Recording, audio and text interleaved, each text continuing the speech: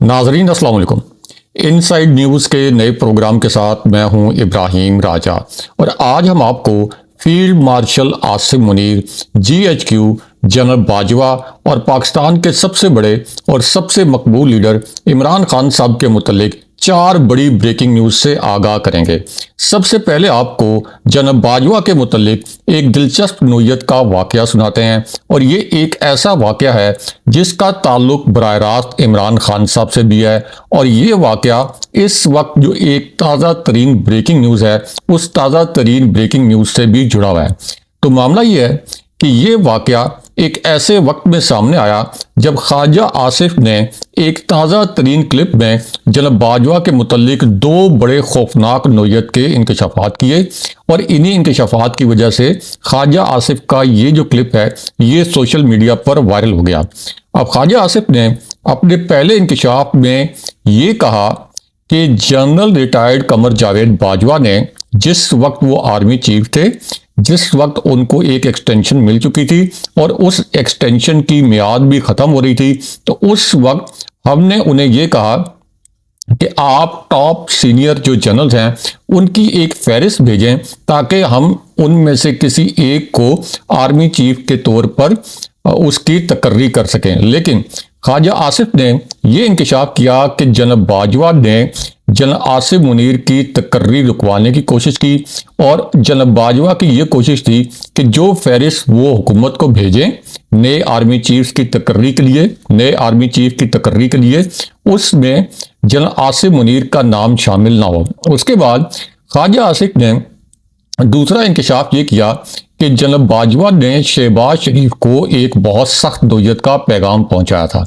और इस पैगाम में जनरल बाजवा ने यह कहा कि बाकी जो 4 सीनियर तरीन लेफ्टिनेंट जनरल्स हैं जो कि पोटेंशली अगले आर्मी चीफ के लिए एलिजिबल थे, अगले आर्मी चीफ बनने के लिए एलिजिबल थे, तो ये सब अप्रैल 2023 में रिटायर हो जाएंगे। इसलिए आप मुझे 6 माह की एक्सटेंशन दे दें और जिन लेफ्टिनेंट जनरल से आपको ख़तरा है या आपकी उनसे कोई नाराज़ी है तो वो तो अप्रैल 2023 में रिटायर हो जाएंगे। इस तरह आपका काम आसान हो जाएगा। लेकिन उस वक्त जनरल बाजवा को एक्सटेंशन ना देने का फैसला किया गया। अब ख्वाजा आसिफ ने अपने इंकशाफ में यह भी कहा कि जनरल बाजवा को जब हमने एक्सटेंशन ना देने का फैसला किया तो उसके बाद जनरल बाजवा ने हमें धमकियां भी दी कि मैं मार्शल लॉ लगा दूंगा और जनरल बाजवा ने हमें कभी लालच के जरिए मरूब करने की कोशिश की और कभी धमकियों के जरिए। लेकिन अब इस पूरे मामले में जनरल बाजवा के मुतल्लिक जो एक दिलचस्प वाकया है जिसका जिक्र हमने अपने प्रोग्राम के शुरू में किया, ये दिलचस्प वाकया आपको सुनाते हैं क्योंकि हमारे ज़राए ने इस वाकये की तस्दीक की है कि ये वाकया एज इट इज़ रूनुमा हुआ है। तो मामला ये है कि जब जनरल बाजवा आर्मी चीफ थे, यानी जब उनको एक एक्सटेंशन मिल चुकी थी, उनकी एक जो बतौर आर्मी चीफ 3 साल की मियाद थी, ये मियाद पूरी हो चुकी थी और उसके बाद उनकी दूसरी मियाद शुरू हो चुकी थी। तो एंड उस वक्त एक कॉल की गई जो कि जनरल बाजवा के ऑफिस से की गई। अब ये कॉल जो कि जनरल बाजवा के ऑफिस से की गई, इस पर खुद जनरल बाजवा टेलीफोन पर मौजूद थे। जब ये कॉल मिलाई गई तो किसको मिलाई गई?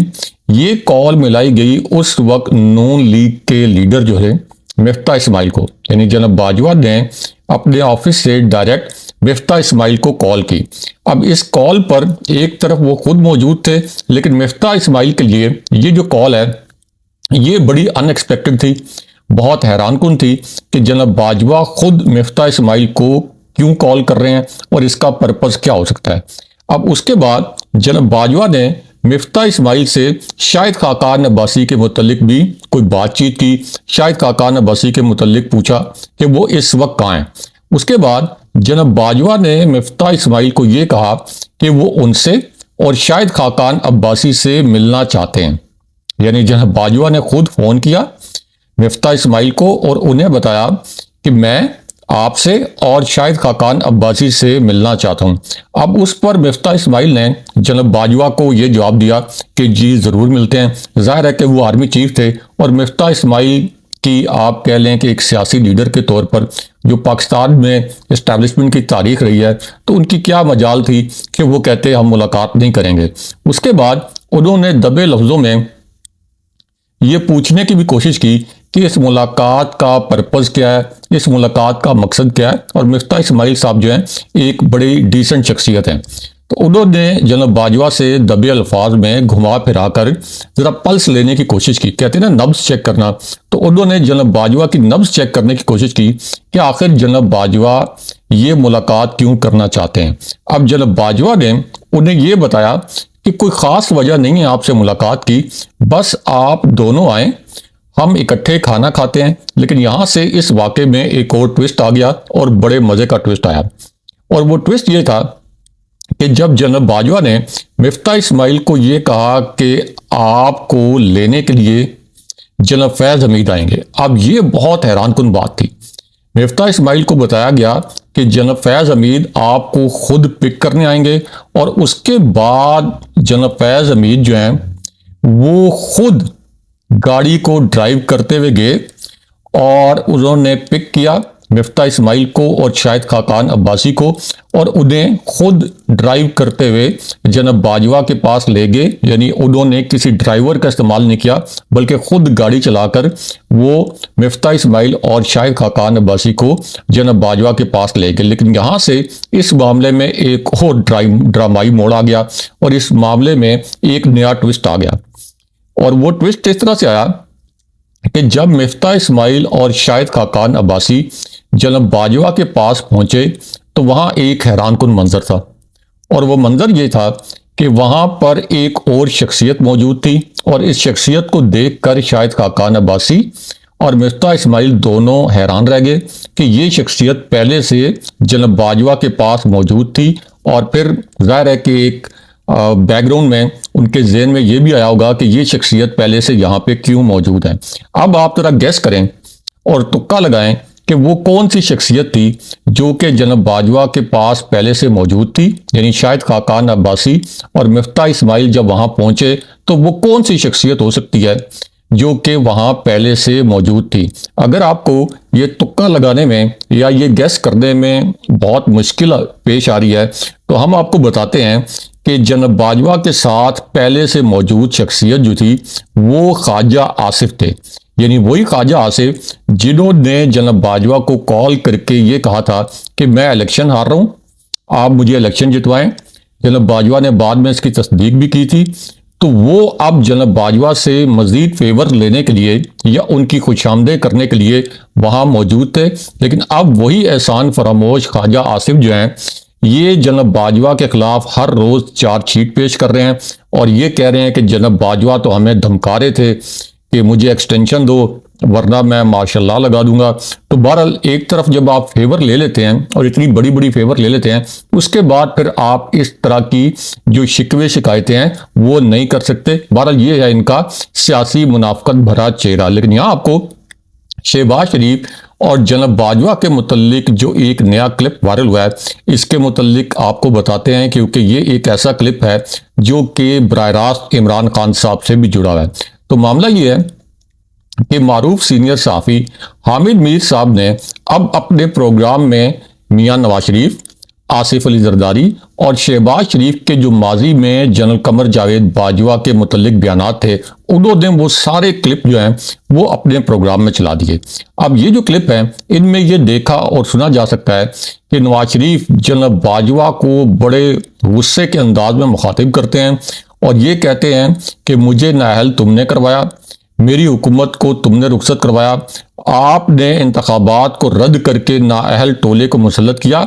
जनाब बाजवा आपको जवाब देना पड़ेगा, हर सूरत में आपको जवाब देना पड़ेगा।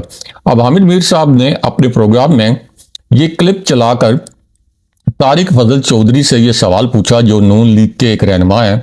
उनसे पूछा कि जनरल फैज़ हमीद के बाद क्या जनाब बाजवा की भी बारी आएगी और आप उनके कोर्ट मार्शल का भी मुतालबा करेंगे। तो इस पर तारिक फजल चौधरी लाजवाब हो गए, क्योंकि पूरी मुस्लिम लीग नून को पता है कि जनाब बाजवा के पास भी नून लीग के बड़े भयानक किस्म के राज मौजूद हैं। लेकिन यहाँ पे आपको GHQ और इमरान खान साहब के मुतल्लिक भी एक अहम खबर से आगाह करते हैं। तो मामला ये है कि अब GHQ के जो तर्जमान हैं या खुद ये जो दावा करते हैं कि मैं एस्टैब्लिशमेंट का तर्जमान हूँ यानी फैसल वाउडा, उन्होंने एक नया शगुफा छोड़ा है।